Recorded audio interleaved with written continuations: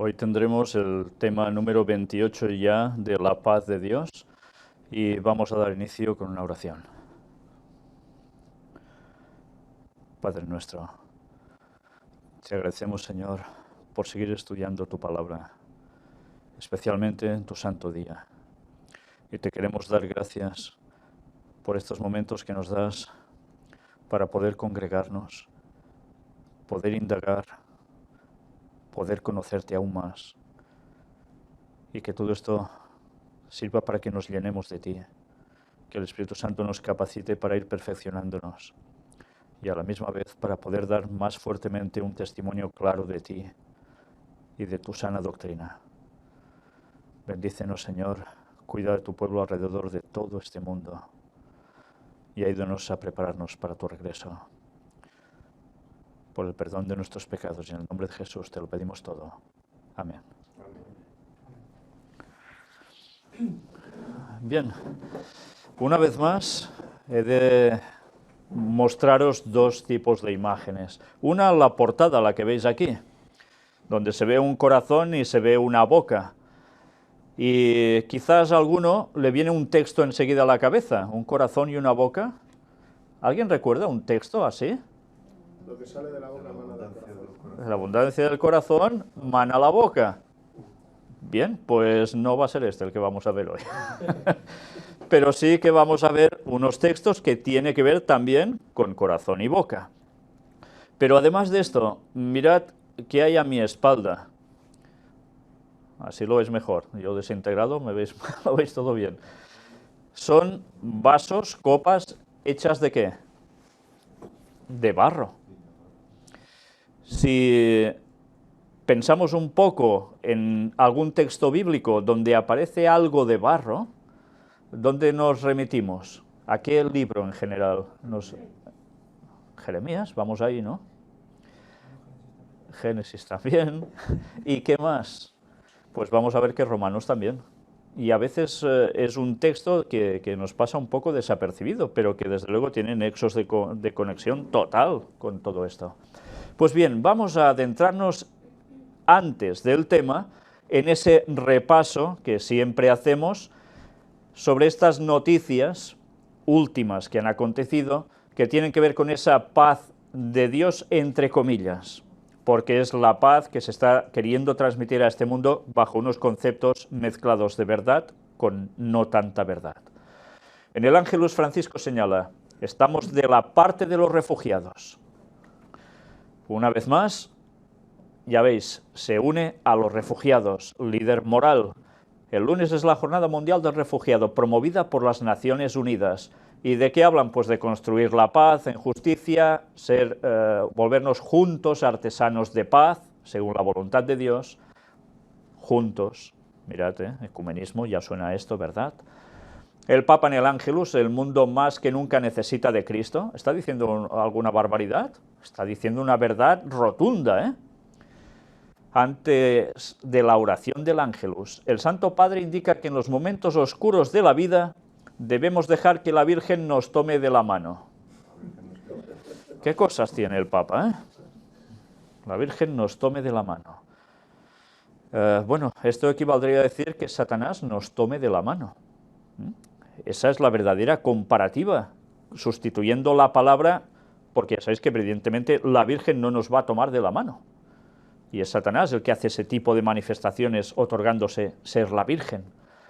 ¿Pero qué aparece allí? Pues también mirad cómo mezcla una cosa con otra, porque dice, en Cristo, solamente en Él, es posible encontrar la verdadera paz. Y, mirad por dónde, introduce a la Virgen por allí en medio. Qué cosas, Siempre esa conexión, extraña conexión de poner a la Virgen entre la divinidad. El cardenal Parolin pide poner fin al odio y el rencor en Ucrania. Ya veis que van de pacificadores a nivel mundial, Celebrando la divina liturgia de Pentecostés en la Catedral Greco-Católica, el purpurado lleva el abrazo del Papa y de la Iglesia a las víctimas del conflicto. Una vez más, son líderes morales. Y dice, el Espíritu Santo precisó sea el gran trabajador de paz en esta tierra y en todo el mundo. Ya veis, ahora también habla Espíritu Santo, paz. Antes era Cristo. Y el Papa recibe al expresidente Shimon Peres. La última vez que se encontraron fue en septiembre de 2014. ¿Y de qué han tratado? Pues bien, han recordado ese encuentro y dice, manifiesta su interés, atención y ánimo a todo aquello que son iniciativas que miran hacia la paz.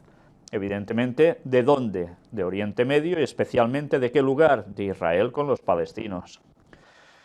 ¿Y qué hicieron? Recordemos, en el año 2014 invocaron la paz en los jardines vaticanos. Se reunieron todos allí. Venezuela, el nuncio reitera que la primera preocupación de la Iglesia es la paz. En todas partes, ¿eh? Monseñor Aldo Giordano aseguró durante su visita a Guanare que la Iglesia busca satisfacer las necesidades de la población, que son líderes morales y benefactores, por supuesto. Hablan de diálogo por la paz, preocupación por la paz. El diálogo interreligioso debe llevar a la defensa común del medio ambiente. Esto ya lo vimos en las noticias de actualidad. Pues en el santuario de Torre Ciudad, en España, se realiza el Seminario Internacional de Científicos y Religiones para la Conservación del Medio Ambiente.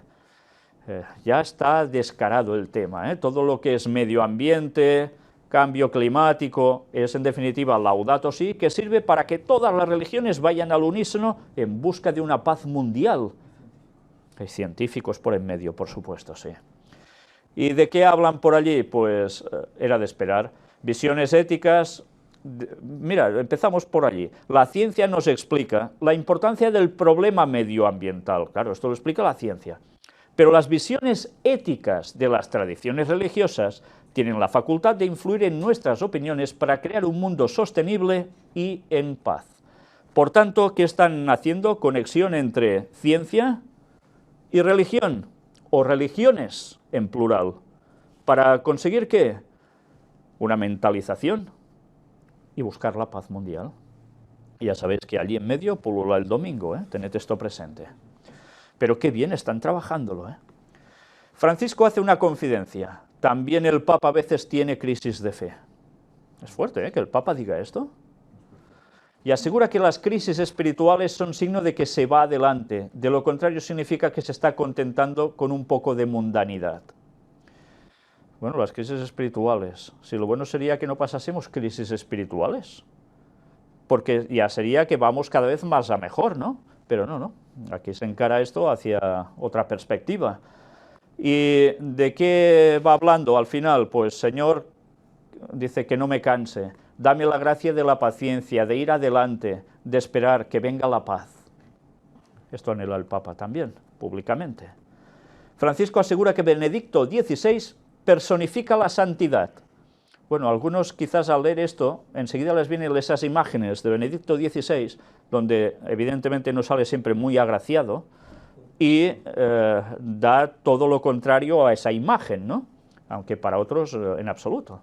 El Santo Padre escribe el prólogo para un libro conmemorativo del 65 aniversario sacerdotal del Papa emérito.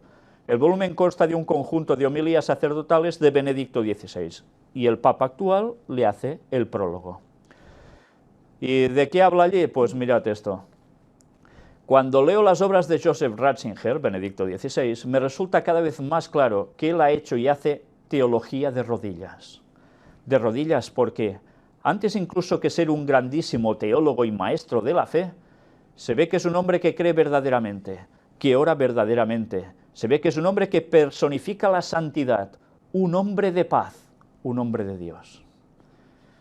Bueno, pues si alguien cree que esto es así, que se mire todas las conferencias que hemos presentado cuando Benedicto XVI estaba arriba de la Iglesia Católica como Papa no emérito.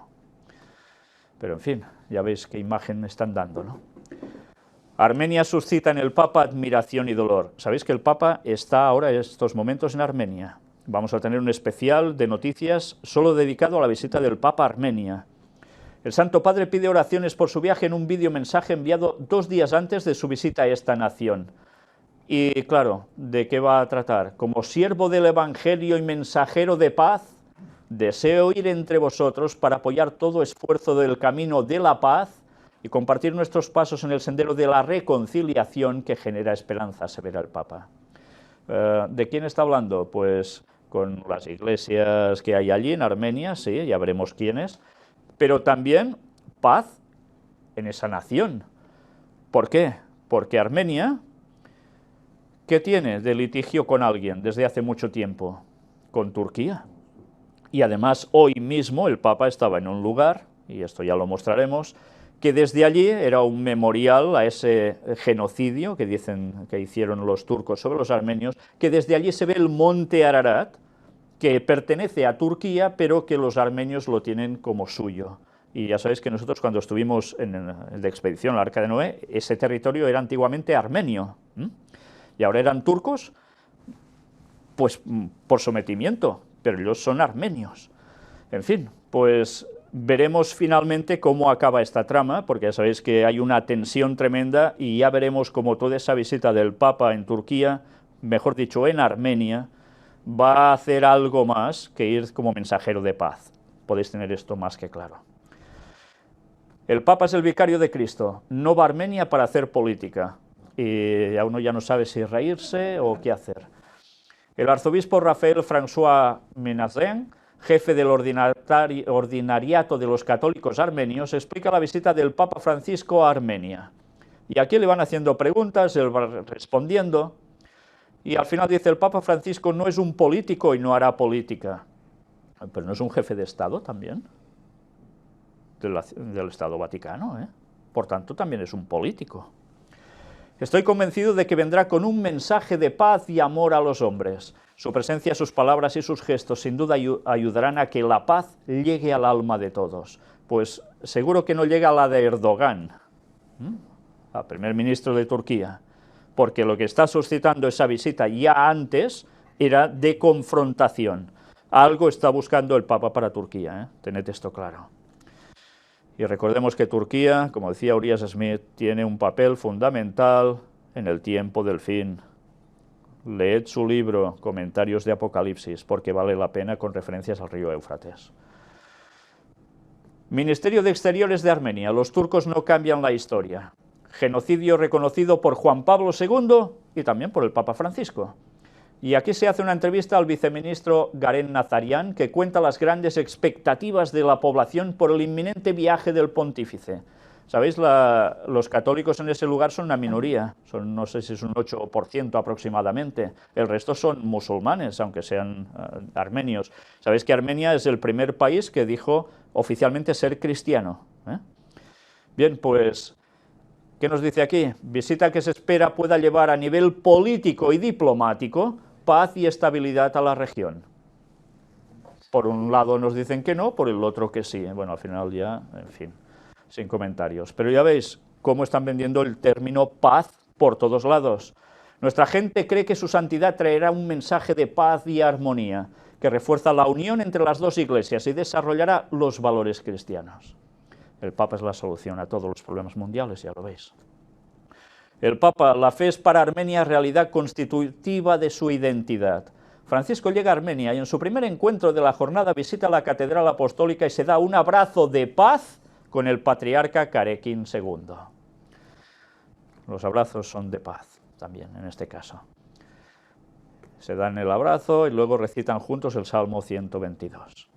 Bien, pues aún ha habido más noticias referentes a lo que el Papa está haciendo en Armenia que tienen que ver con la paz, pero ya no os las pongo para no saturaros. Pero es un mensaje continuo y están transmitiendo ese concepto y la gente se lo está tragando como que verdaderamente ellos van a poner y ofrecer esa paz a nivel mundial.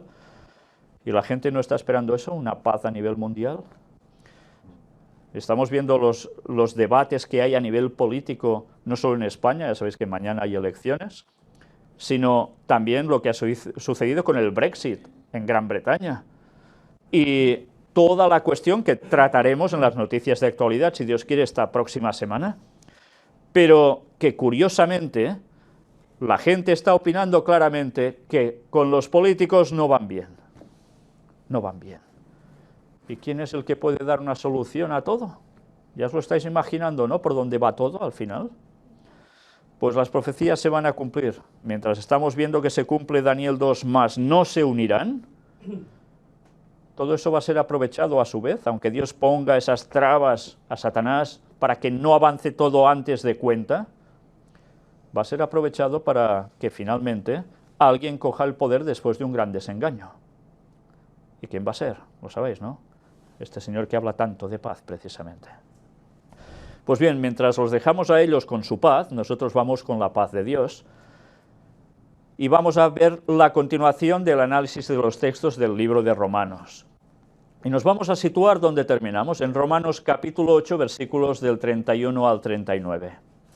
Si queréis seguir la lectura en vuestras casas, podéis hacerlo tranquilamente, porque veréis prácticamente lo mismo que veis aquí. Es la Reina Valera 1960 la que estoy mostrando. ¿Qué pues diremos a esto? Si Dios es por nosotros, ¿quién contra nosotros? ¿Sabéis que este es uno de los versículos que más me gusta? Sinceramente. Es de un coraje tremendo. Podemos tener la multitud, los que os podáis llegar a imaginar y más, contra nosotros. Pero si Dios es por nosotros, ¿quién contra nosotros? Sí, en vez de nosotros, sí. Es que Dios, ¿qué hace con nosotros? Nos ayuda a todo. ¿O no nos ayuda a todo Dios? Somos nosotros los que a veces nos pensamos que es que parece que Dios no termina de ayudarnos, las pasamos canutas en algo, y Dios aún no actúa. ¿A qué esperará el Señor si tanto me quiere? Esas cosas, un cristiano no se las debería plantear nunca así, sino debería plantearse: el Señor seguro que me va a ayudar cuando toque, y mientras ayúdame a resistir. Y si hay problemas y la gente se opone a nosotros, si Dios está con nosotros, Él actúa por nosotros, hacia los demás también, pero también hacia nosotros, porque ¿qué hace? Nos da la protección. Claro que sí. Por eso, este texto es de esos que cuando tengáis oposición, recordadlo: si Dios es por nosotros, ¿quién contra nosotros? ¿Qué importa? Y mirad qué línea de pensamiento nos va diciendo aquí el apóstol Pablo, tan bonito y que vale la pena que tengamos siempre presente, sobre todo para lo que se nos viene encima.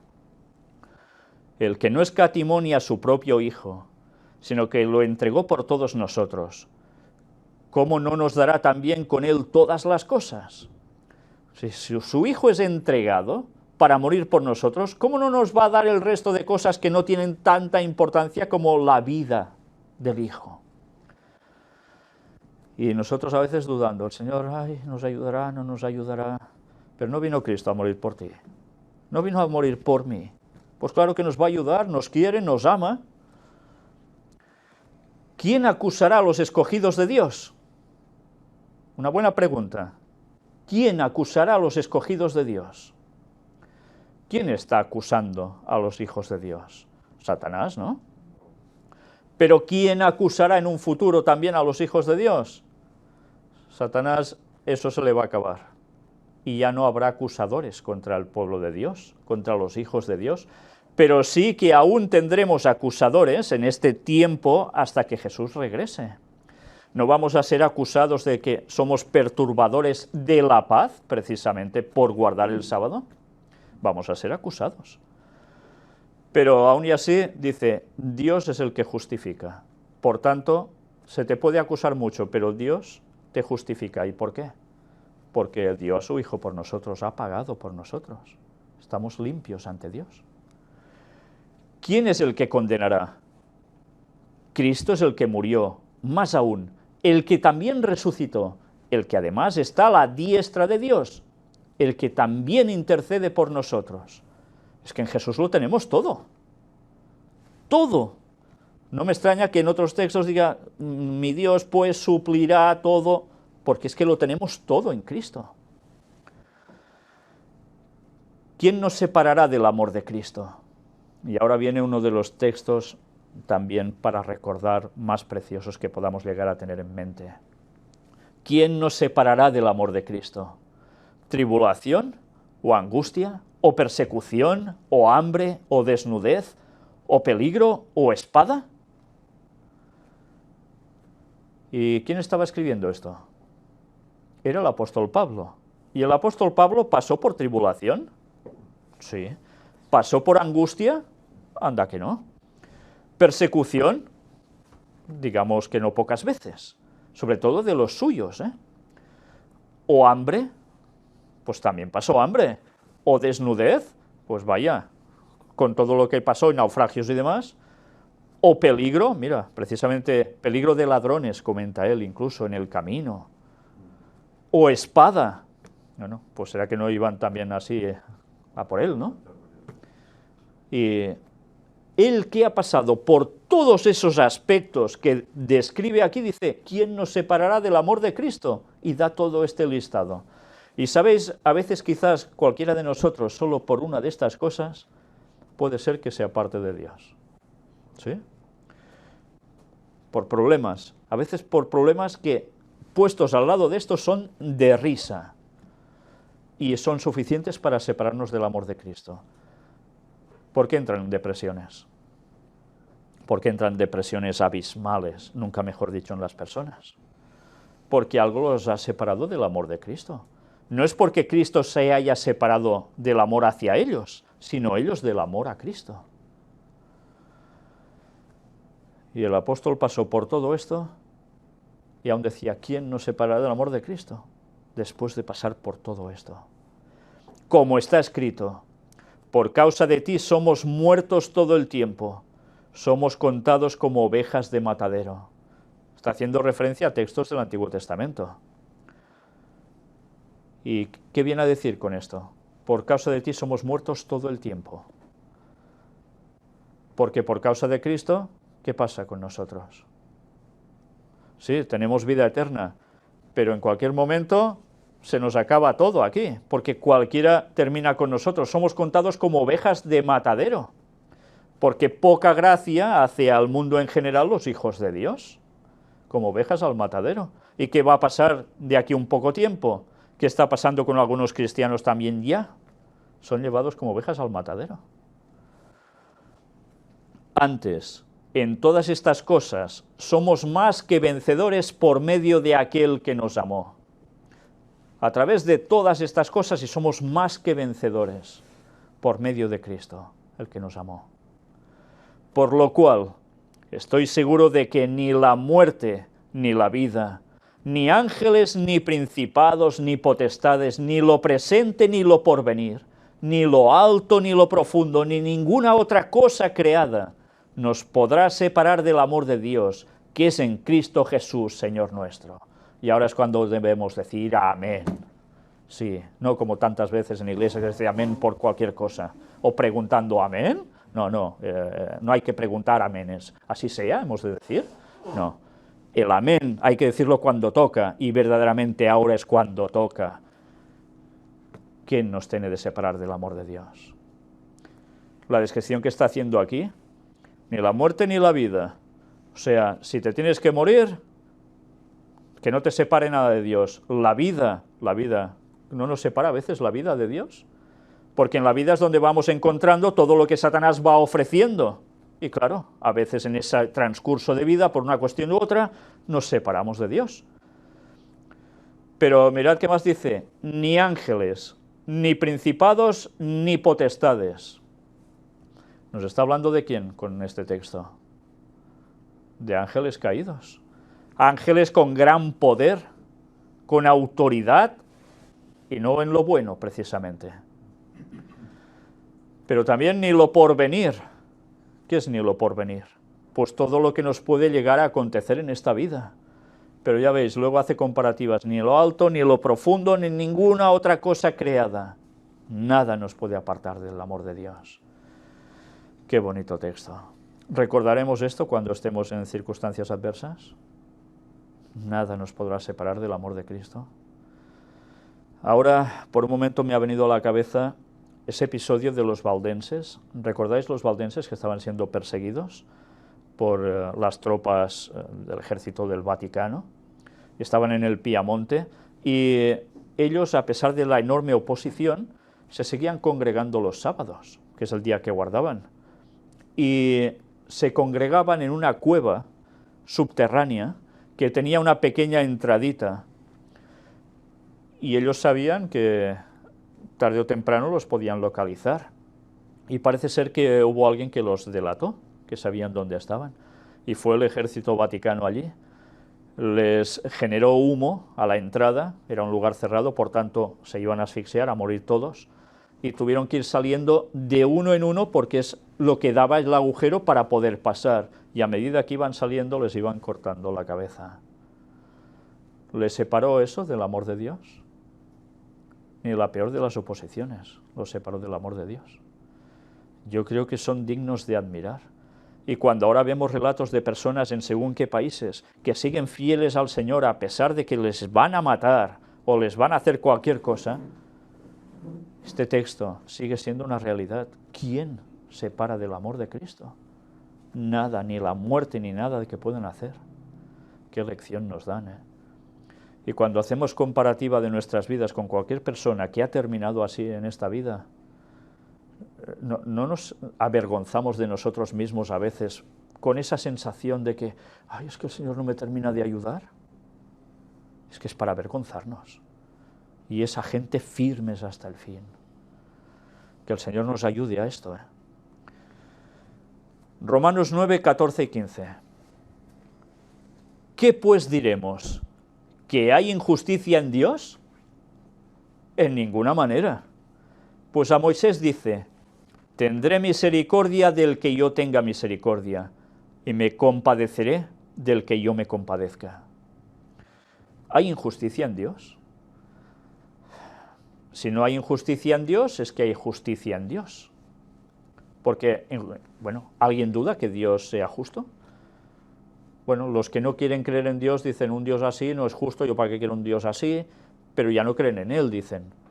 Pero el que cree en Dios ya sabe que es un ente superior, dicen, por tanto, algo de justicia puede llegar a hacer. Él dice, en Dios no hay injusticia, por tanto hay justicia. Y si hay justicia, ¿en qué se basa la justicia? En la ley, no falla. Pues a Moisés dice, tendré misericordia del que yo tenga misericordia, me compadeceré del que yo me compadezca. Y aquí podéis decir, entonces es que el Señor es un caprichoso. A unos sí y a otros no. Podemos extraer esto de aquí, ¿no? Pero en cambio en otros textos nos dice que hace salir su sol sobre justos e injustos. ¿No es verdad también? Entonces Dios tiene misericordia de todos. Pero a su vez, sí que especialmente con los suyos se dedica a tener misericordia porque también le quieren seguir. Y también compadece a los suyos. Pero también a otros, ¿eh? Recordemos eso. Porque Dios, si no actuara en las personas que no lo siguen, ¿creéis que esas personas estarían vivas acaso? Ya estarían muertas, porque Dios es el que da la vida, el aliento de vida, incluso los mantiene, cada latido de corazón. Pero en Dios no hay injusticia. Eso quiere decir que a pesar de que nos vaya manteniendo, al final va a pasar justicia. Claro que sí. Romanos 9, 22. ¿Y qué? Si Dios, queriendo mostrar su ira y hacer notorio su poder, soportó con mucha paciencia los vasos de ira preparados para destrucción. Cuidado porque estamos ante uno de los textos que algunas personas dicen, ¿veis la predestinación? Dios ha creado a unos para ser salvos y a otros los ha creado para poderlos destruir, para manifestar su ira y su gran poder. ¿Sí? Porque ahora léete bien este texto, ¿no está diciendo eso? Ahora vamos a tener un problema, ¿eh? ¿Y qué si Dios, queriendo mostrar su ira y hacer notorio su poder, soportó con mucha paciencia los vasos de ira preparados para destrucción? Si os dicen esto ante este texto, ¿qué vais a decir? Es verdad. Dios, porque es Dios, a unos los crea para ser salvos y a otros para ser destruidos. Mira, un capricho de Dios. Mirad si debemos indagar cuando vemos un problema en algún versículo que nos desencaja todo lo que la Biblia nos está diciendo al respecto. Mirad ahora lo que vamos a ver en cuanto a esto. Comentario bíblico adventista del séptimo día, es precisamente donde se recoge en el tomo 6, que va de Hechos a Efesios, la parte de Romanos, donde se habla de un análisis por palabras de este texto y también del conjunto del texto.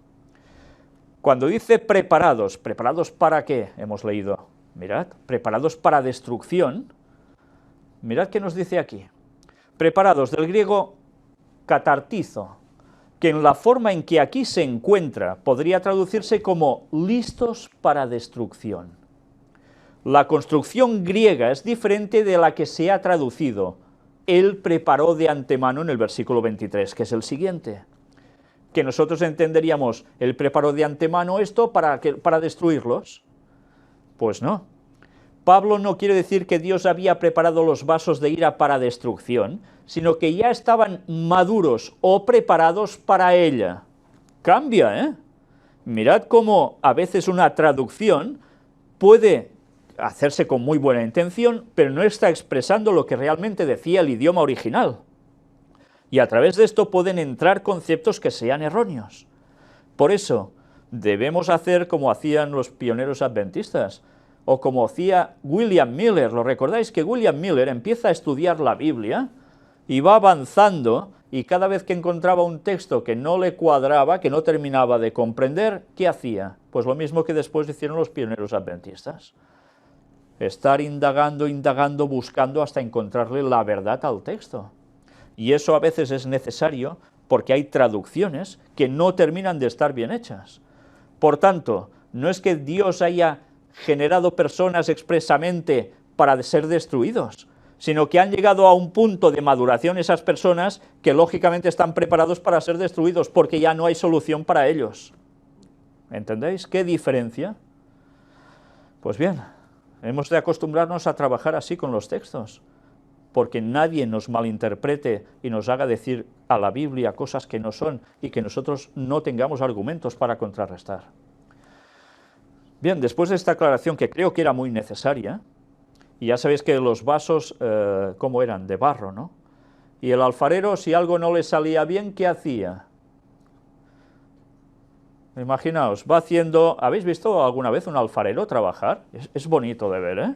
Van dándole al pie, a la rueda, y el torno va girando, van poniendo el barro, van amasando, esculpiendo, cogiendo forma al producto que tienen entre sus manos, pero a veces sale mal. ¿Y qué hacen?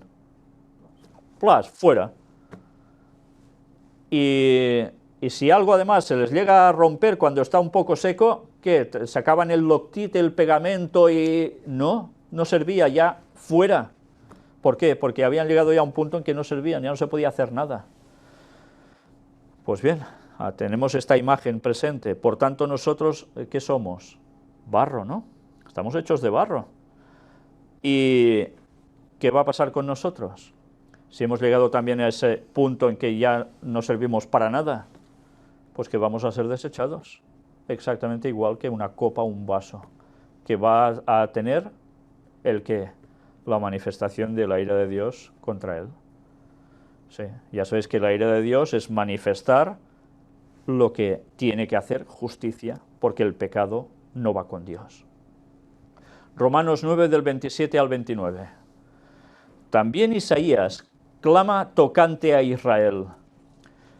Y atención, porque no sé si recordaréis que estuvimos analizando en los judíos en el tiempo del fin, varios capítulos, Romanos 9, 10, 11, y todo esto ya salió. Mirad, el apóstol Pablo hace referencia a un escrito de Isaías para aclarar todo ese concepto que nos quiere mostrar en Romanos, sobre la salvación o no de judíos y otras cosas que iban a suceder en un futuro. También Isaías clama tocante a Israel. Si fuera el número de los hijos de Israel como la arena del mar, tan solo el remanente será salvo. Más claro no puede ser Isaías, ¿no? Y en este caso Pablo, que hace referencia al escrito de Isaías.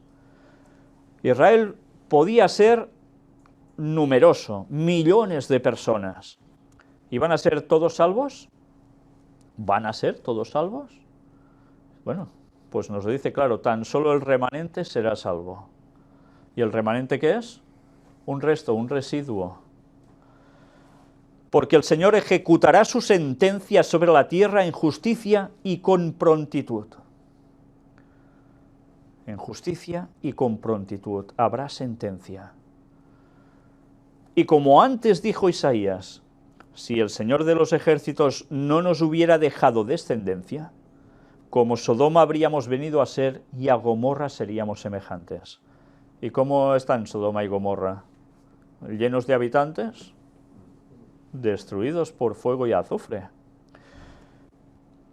Por tanto, ¿qué nos está diciendo aquí? También para un futuro. Pues que esas personas sionistas, tan apoyadas no solo por judíos y judíos mesiánicos, sino por cristianos también, muy equivocadamente creen que va a haber una conversión de todo Israel. Por eso están pidiendo que haya gente que vaya a vivir a Israel, judíos de todas partes, porque allí van a encontrar la salvación. Y allí lo que van a encontrar va a ser todo lo contrario, porque están yendo para terminar como Sodoma y Gomorra, y ellos ni lo saben. Y nosotros debemos advertirles que la salvación la van a conseguir si se acercan a Cristo, pero de lo contrario, si se empeñan en levantar tercer templo, si se empeñan en hacer lo que no toca. ¿Qué está pasando en Tel Aviv también? Tel Aviv es la capital mundial ¿de qué? De lo que ahora definiríamos como Sodoma y Gomorra. ¿Sí? Entonces, Tel Aviv está en Israel, ¿no? Pues quien piense que realmente todo Israel va a ser salvo, lo tiene claro. Lo tiene fatal, porque está leyendo muy mal lo que dijo Isaías y lo que dijo el propio apóstol Pablo. Habrá sentencia, va a ejecutar sentencia, también allí. Romanos 9 del 30 al 33. ¿Qué pues diremos? ¿Que los gentiles que no iban tras la justicia han alcanzado la justicia? Es decir, la justicia que es por fe. Mas Israel, que iba tras una ley de justicia, no la alcanzó. ¿Cómo? O sea, que los gentiles no iban tras la justicia, pero han alcanzado la justicia. ¿Por qué? Gracias a aceptar a Cristo. Por eso alcanzan la justicia. La justicia que es por fe. ¿Por fe en qué? Pues por la fe en el Mesías, en el sacrificio de Cristo por nosotros, en que volverá a buscarnos. Mas Israel, que iba tras una ley de justicia, que siempre estaban con la ley, y añadían más cosas a la ley de lo que tocaba, pues no lo alcanzaron. ¿Y quién va a ser salvo entonces? ¿Por qué? Porque iban tras ella, no por fe, sino como por obras de la ley, para ganarse el cielo con obras. ¿No suena nada esto? ¿Qué ha hecho el catolicismo durante siglos? ¿Decir que la salvación era a través de qué? De las obras, ¿no? Pues queda claro que no. Y les pasa lo mismo que a los judíos. La historia repitiéndose. Siempre es extraño paralelismo, ¿eh? Pues tropezaron en la piedra de tropiezo. ¿Y quién era la piedra de tropiezo? Cristo. Como está escrito, y vuelve a hacer referencia a escritos antiguos, he aquí pongo en Sión piedra de tropiezo y roca de caída, y el que creyere en él no será avergonzado. Fijaos que no está hablando de una piedra literal, porque dice el que creyere en él. Está hablando de Jesús. Sería piedra de tropiezo, ¿dónde? Entre el pueblo de Dios, en Sión. Y roca de caída. Por tanto, perdición para todos los que lo rechazan. Pero dice, y el que creyere en él no será avergonzado. Por tanto, los judíos que se convirtiesen a Cristo de verdad, no iban a ser avergonzados, van a ser salvos. Romanos 10, del 8 al 17. Mas, ¿qué dice? Cerca de ti está la palabra, en tu boca y en tu corazón. Esta es la palabra de fe que predicamos. ¿Qué? ¿Aparece boca y corazón en otro lugar o no? Pues resulta que sí, Romanos 10:8. Cerca de ti está la palabra, en tu boca y en tu corazón. Esta es la palabra de fe que predicamos. Que si confesares con tu boca que Jesús es el Señor y creyeres en tu corazón que Dios le levantó de los muertos, serás salvo. Por tanto, está diciendo todo lo contrario a lo que dice el Papa. Que los judíos, solo por ser judíos, por el pacto abrahámico, ya van a ser salvos, habiendo rechazado al Mesías. y no queriendo saber nada aún de Jesús. Pues el Papa está mintiendo, ¿no? Es más que evidente. Y lo peor es que tantos se creen esto mismo, sean evangélicos, protestantes a nivel general, judíos mesiánicos. Qué forma de querer ser engañados. Porque con el corazón se cree para justicia, pero con la boca se confiesa para salvación. Está claro, en el corazón, ¿qué queremos? ¿Qué pedimos? Justicia, ¿no? Y con la boca, ¿qué confesamos? La salvación, a Cristo. Pues la Escritura dice, todo aquel que en Él creyere no será avergonzado. Por tanto, los que no crean en Cristo, ¿qué van a ser? Avergonzados. Porque no hay diferencia entre judío y griego, pues el mismo que es Señor de todos, es rico para con todos los que le invocan. Porque todo aquel que invocar el nombre del Señor será salvo. Más claro no puede ser. No solo se van a salvar judíos, no solo se van a salvar unos de aquí, otros de allá, así porque sí. Hay una serie de requisitos, pero Dios tiene pueblo en todas partes, eso está clarísimo. Porque todo aquel que invocar el nombre del Señor será salvo. Y ahora hemos de decir, entonces hemos de invocar el nombre del Señor en hebreo, ¿verdad? Porque si no, no vamos a ser salvos. Hemos dicho en esta escuela sabática de hoy algo interesante, a tener en cuenta.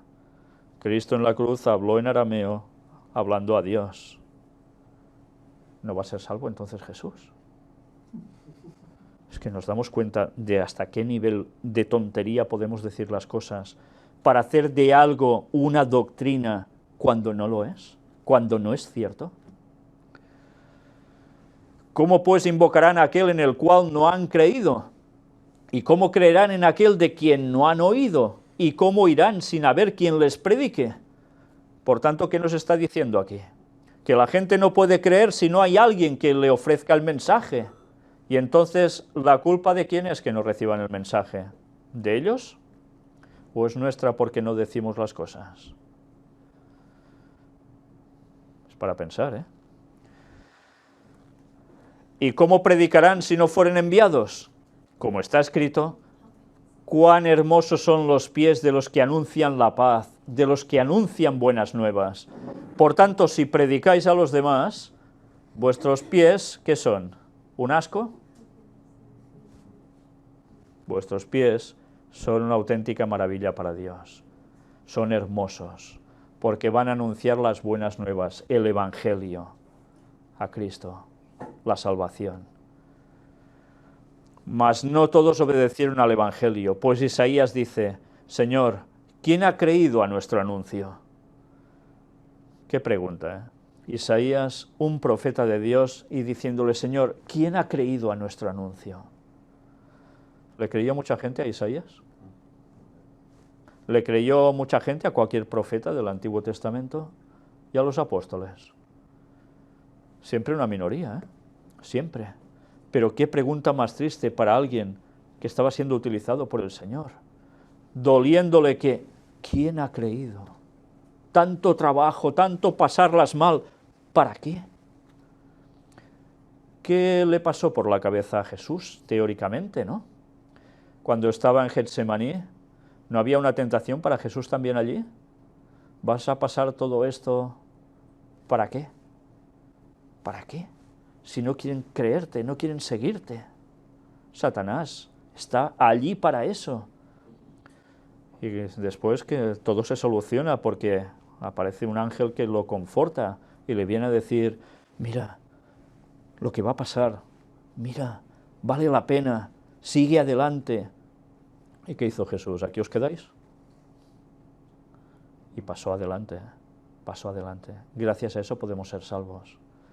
Yo no sé si nunca os habéis puesto en esa situación por un momento de estar trasladados a ese momento en concreto en que Jesús estaba pasando por esta etapa, en ese lugar, en Getsemaní, arrodillado, sangrando en su frente por toda esta cuestión. ¿Os imagináis ver a Jesús estando vosotros ahí al lado, ¿cómo os quedaríais? Es que, porque a veces no pensamos en estas cosas, pero como dice Ellen White, deberíamos meditar cada día en las escenas finales de la etapa de la vida de Cristo. 1 hora, sí, 1 hora. Y 1 hora las veremos viendo fútbol y 2, si conviene, pero para pensar en Cristo y esos momentos que nos pueden cambiar realmente nuestra vida y amar a Cristo como nunca, para eso no tenemos tiempo, ¿eh? Qué cosas. Así que la fe es por el oír, y el oír, ¿por qué? Por la palabra de Dios. Por tanto, ¿podemos esperar que la gente tiene fe si nadie les dice nada? No, porque la gente oye otras cosas. Satanás ya se encarga de que los oídos de la gente estén colapsados de información, de música, de lo que sea. Pero en cambio, de la palabra de Dios, ¿cuánto oyen? Nada, nada. Y si oyen algo es que ven al Papa por la tele decir alguna cuestión, o a un cardenal, poca cosa más. Pero ¿oyen de verdad el mensaje? Nosotros debemos ser esos pies hermosos que van a llevar el mensaje a la gente. La verdad presente como nunca ahora, la que puede hacer despertar a las personas. Una vez más, esta semana hemos tenido lo del Brexit. Se van Inglaterra de Europa, de la Unión Europea. Y no hemos venido diciendo durante años y años los creyentes, Daniel 2, que dice, hablando de Europa, mas no se unirán. Y hemos tenido la profecía delante nuestro esta semana de nuevo. Esto se debería estar diciendo en todos los púlpitos, hoy, de cualquier iglesia, para fundamentar a la gente en la palabra de Dios y en que Daniel verdaderamente existió, y el sueño no fue ninguna ilusión de un escritor posterior, sino que verdaderamente Daniel vio y pudo expresar ese sueño que tuvo, ¿quién? Nabucodonosor, y explicarle el contenido. Por eso esas personas, incluidos los católicos, señor Papa Francisco y demás, que siguen pensando o diciendo, mejor dicho, porque pensar seguro que no lo piensan, que Daniel no existió, que esas profecías no son tal cual están escritas, sino que eran para unos judíos que lo pasaban mal y así volverían a la vida, simbólicamente. Qué mentiras tan grandes, cuando la profecía 2600 años después se está cumpliendo delante nuestro. Esto la gente debe conocerlo, esto la gente debe oírlo. ¿Para qué? Para creer en la palabra de Dios. Algunos de los que estáis aquí, ¿verdad que lo que os llevó a Dios es precisamente conocer profecía? Yo recuerdo que una de las cosas que más me impactó cuando tenía esa pequeña edad de 7 años fue cuando me contaron Daniel 2. Yo me quedé impresionado. Una estatua que todo está expresado ahí, toda la historia está ahí. Y ahora que estamos viendo el cumplimiento aún más claramente, que ya no es historia de Napoleón o del Kaiser Guillermo queriendo unir Europa o Hitler, no, nuestros días con la Unión Europea. Y ahora que estamos viendo esto, no vamos a decir a la gente que resulta que la Biblia es mentira, ¿no?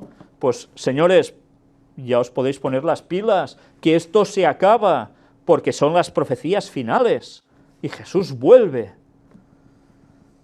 ¿Qué mensaje tenemos para dar? Pues bien, nosotros vamos a dejarlo aquí.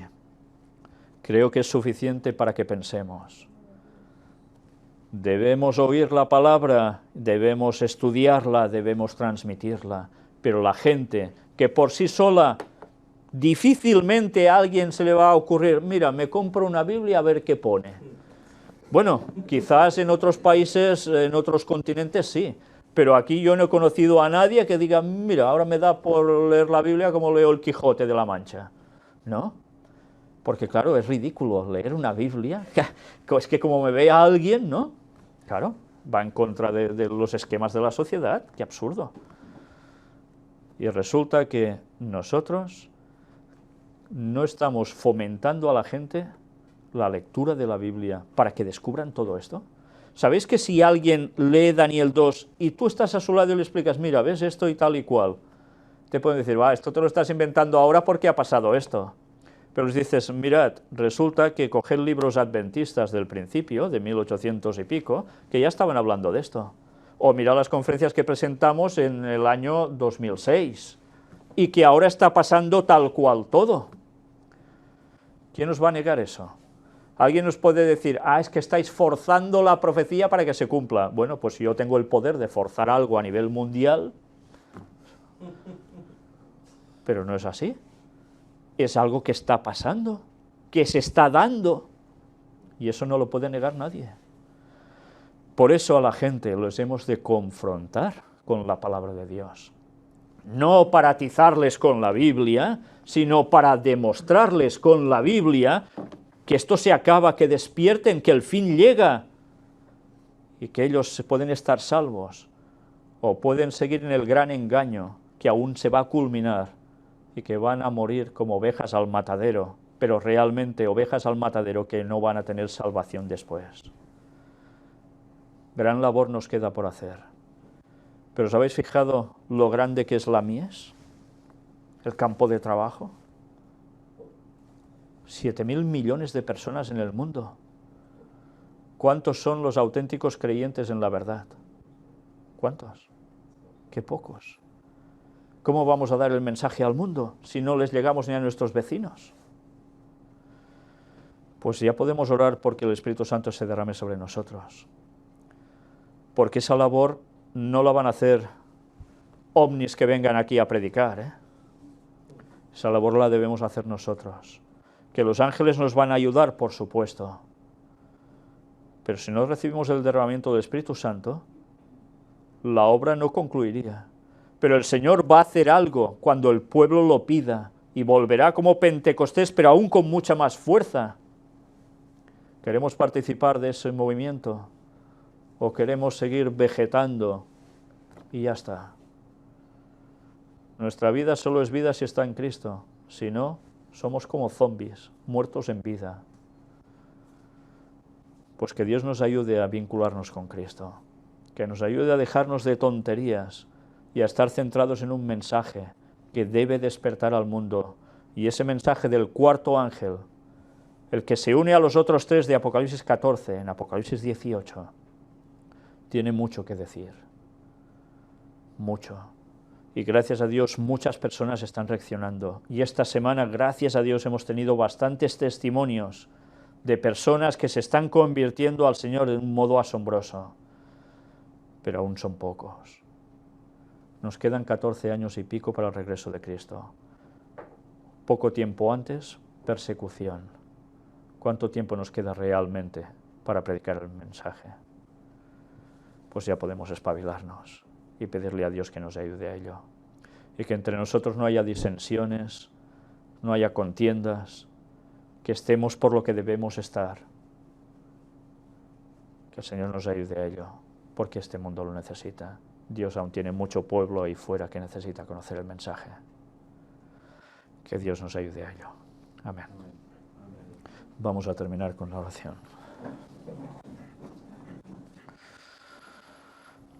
Padre nuestro, tú sabes de todas nuestras deficiencias, tú sabes de todos nuestros errores, nuestros pecados. Tú sabes que a pesar de todo te queremos seguir y te queremos pedir perdón por todas las cosas malas que hemos hecho a lo largo de nuestra vida, de las que a veces quizás aún hacemos y de las que quizás aún cometeremos. Pero te queremos pedir que tú nos vayas perfeccionando en este camino de santidad, de santificación, para poder llegar a ser, si es tu voluntad, de los 144.000 que vivirán sin pecar en ese retorno que tanto anhelamos en el 2031, para poder ser salvos y irnos contigo, Señor. Padre, bendícenos a pesar de todo. Gracias por ese inmenso sacrificio de Cristo por nosotros, que jamás podremos valorar como deberíamos hacerlo. Ayúdanos a que el diablo no nos distraiga y que tengamos la mente centrada en ti y en esta gran labor que hay por hacer. Que el Espíritu Santo se derrame sobre nosotros, Señor, y que con gran poder demos este mensaje final al mundo, y que nada ni nadie nos detenga, porque estando contigo, ¿quién contra nosotros? En el nombre de Jesús te lo pedimos todo, Señor. Amén.